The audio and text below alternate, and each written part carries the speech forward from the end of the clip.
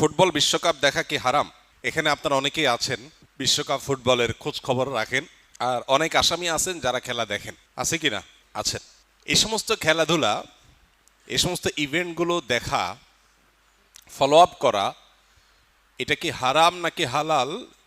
এর চাইতে বেশি প্রাসঙ্গিক প্রশ্ন হলো, একজন আখেরাতে বিশ্বাসী ইমানদারের সাথে এগুলো যায় কিনা।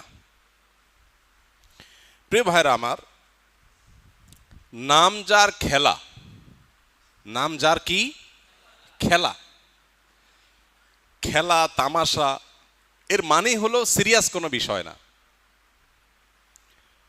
অথচ সেই জিনিসটা আমাদের জীবনে এখন অত্যন্ত সিরিয়াস, অত্যন্ত গুরুত্বপূর্ণ বিষয়ে পরিণত হয়েছে। কতটা সিরিয়াস, কতটা গুরুত্বপূর্ণ? এটাকে ঘিরে আত্মহত্যার ঘটনা ঘটে, এটাকে ঘিরে মারামারির ঘটনা ঘটে, এটাকে ঘিরে যে উন্মাদনা হয়, সে উন্মাদনাগুলো এতটা ভয়াবহ আকার ধারণ করেছে যে 2022 সালে কাতার বিশ্বকাপে ব্যয় হয়েছে 220 বিলিয়ন ইউএস ডলার। কত? 220 বিলিয়ন ডলার খরচ হয়েছে 2022-এর বিশ্বকাপে।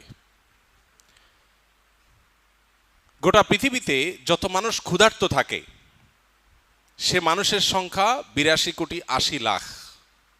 এই মানুষগুলো ক্ষুধার্ত থাকে, খাবারের অভাবে কষ্ট করে।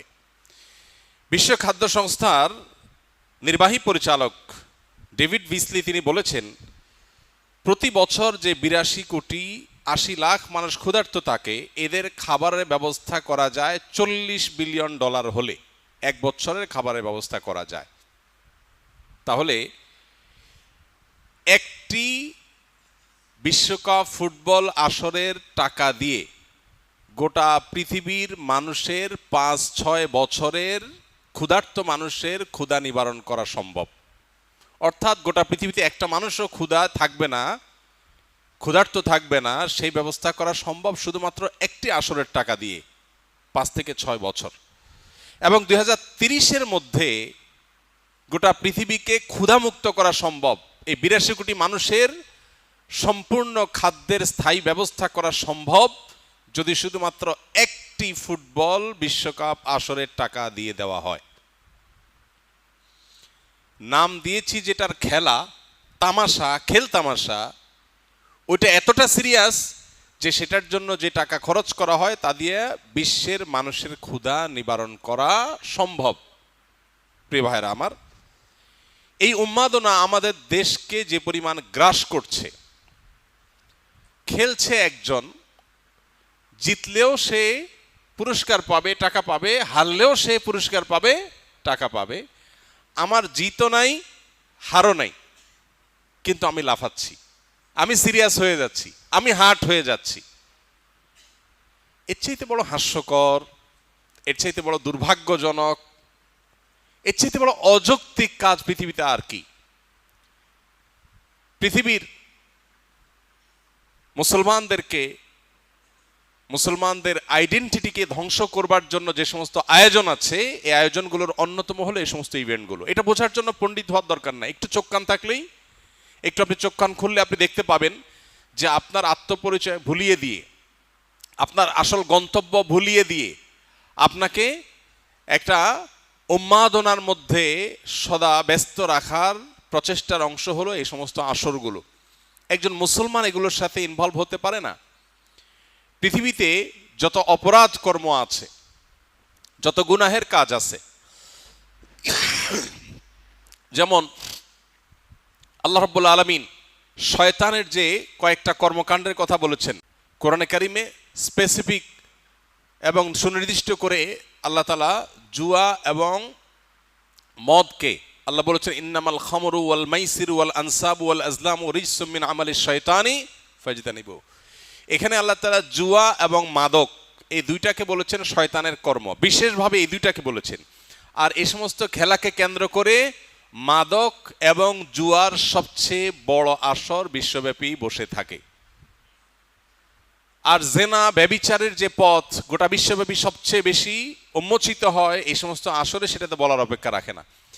একজন মুসলমান যে আখেরাতে বিশ্বাসী, জান্নাতে বিশ্বাসী, আল্লাহতে বিশ্বাসী, তার বেঁচে থাকার জন্য তো বহু বিনোদনের ব্যবস্থা ইসলাম রেখেছে। দাম্পত্য জীবনের স্বামী স্ত্রীর সুসম্পর্ক, এটা মানুষের বেঁচে থাকার প্রয়োজনে। আল্লাহ বলেছেন লিতাসকুনু ইলাইহা, আদম আলাইহিস সালামের জন্য হাওয়াকে তৈরি করেছেন যাতে করে একে অন্যের মাধ্যমে প্রশান্তি লাভ করতে পারে, ভালো সময় কাটে, মানসিক সুখ হয়। আল্লাহ তাআলা আমাদেরকে যে পরিবার দিয়েছেন, এই পরিবারটা আমাদের কাছে বড় উপভোগ্য। আমাদের মায়ের মমতা আমাদেরকে আনন্দিত করে, পরিতৃপ্ত করে। সন্তানকে আদর করে মা পরিতৃপ্তি পায়, বাবার স্নেহ সন্তানকে আনন্দিত করে, আবার সন্তানের শ্রদ্ধা বাবাকে আনন্দিত করে। ভাই বোনের মধ্যে, পরিবারের মধ্যে সুখের সময় কাটানো মানুষকে আনন্দিত করে। মুসলমানের আনন্দের তো বহু উপলক্ষ আছে। ওদের পরিবার ব্যবস্থাপনা ভেঙে পড়েছে, ওদের পরিবার ধ্বংস হয়ে গেছে, ওদের কারোর সাথে কোনো সম্পর্ক নেই, তাদের স্বামী স্ত্রীর মধ্যে রিলেশন নেই, তাদের সব কিছু প্লাস্টিকের বিষয়, প্লাস্টিকের সম্পর্ক। তাদের জন্য এই সমস্ত আসরগুলো সান্ত্বনার বা মানসিক সুখের কারণ হতে পারে। মাদক আর জুয়ার মধ্যে ডুবে থেকে তারা সাময়িক আনন্দ পাওয়ার চেষ্টা করতে পারে। আপনার জন্য তো এটা মানায় না, মুসলমানের সাথে এটা তো যায় না। আমাদের দেশে যে পরিমাণ জুয়া এর প্রচলন শুরু হয়েছে, প্রতি বছর ফুটবল বিশ্বকাপকে কেন্দ্র করে, ফুটবল ক্রিকেটকে কেন্দ্র করে বড় বড় মনিটরে দেশের প্রত্যন্ত অঞ্চলে খেলা দেখাবার যে ব্যবস্থা হয়, সেখানে রীতিমতো গ্রামের ছেলে মেয়েরা এখন জুয়া এবং বাজি ধরাধরি করছে এবং নিঃস্ব হয়ে যাচ্ছে। গত কয়েক বছর আগে ক্যাসিনো কাণ্ডে বহু কোটিপতি লাখপতি রাস্তার ভিখারি হয়ে গেছে, এটা নিয়ে বহু নিউজ হয়েছে, অনেক রতি মহারতি গ্রেপ্তার হয়েছে, আপনারা জানেন। অথচ অনলাইন জুয়া এটা আজকে পকেটে পকেটে ঢুকায় দেওয়া হচ্ছে। যে জুয়ার বিরুদ্ধে আমাদের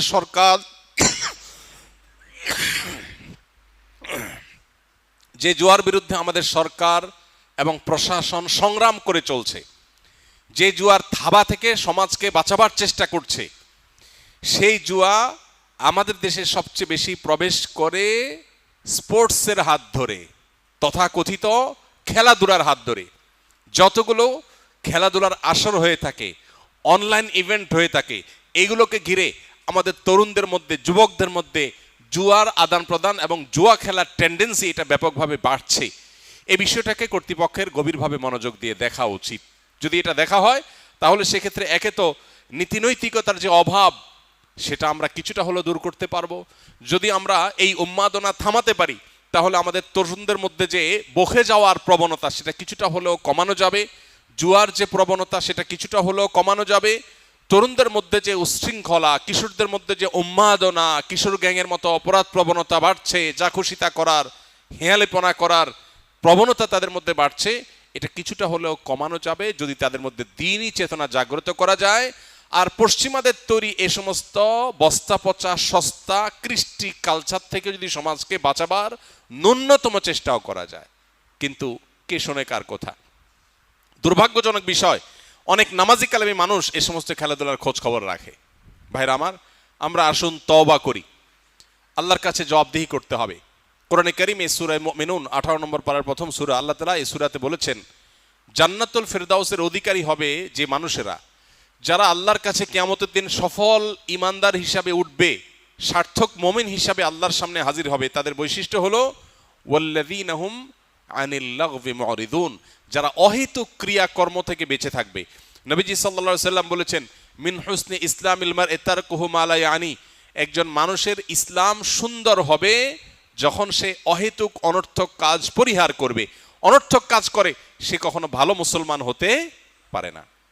এই জন্য ভাই, খেলাধুলা যেটা আমার পার্থিব কোনো উপকার বয়ে আনছে না, আখেরাতের কোনো উপকার তো নাই, এরকম একটা অহেতুক কাজের পেছনে শত সহস্র হাজার হাজার ঘন্টা বরবাদ করা, এই উন্মাদনার পেছনে লক্ষ লক্ষ কর্মঘণ্টা ধ্বংস করা, আমাদের শিক্ষা, আমাদের কর্ম, আমাদের অর্থনীতি, আমাদের সব কিছুর জন্য যেটা ধ্বংসাত্মক, যেটার আপাত দৃষ্টিতে কোনো উপকারিতা নেই বললে চলে, এরকম একটা উন্মাদনার পেছনে একটা জাতির বড় অংশ ঝাঁপিয়ে পড়বে, এর চেয়ে দুর্ভাগ্যজনক বিষয় আর কিছুই নয়।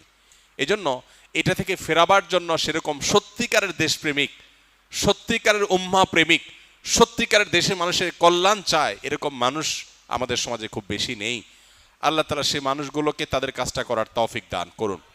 আমরা ইনশাআল্লাহ এই সমস্ত উন্মাদনা এই সমস্ত পাগলামো এগুলো থেকে বেঁচে থাকার চেষ্টা করবো। আল্লাহ আমাদের সবাইকে তৌফিক দান করুন।